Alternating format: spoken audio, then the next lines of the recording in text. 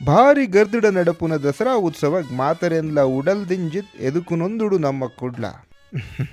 ಅದ್ಧೂರಿಯಾಗಿ ಆಚರಿಸಲಿರುವ ದಸರಾ ಮಹೋತ್ಸವಕ್ಕೆ ನಿಮ್ಮನ್ನು ಸ್ವಾಗತಿಸಲು ಮಂಗಳೂರು ಸಜ್ಜಾಗಿದೆ ಅಂತ ತುಳುವಿನಲ್ಲಿ ಹೇಳಿದೆ.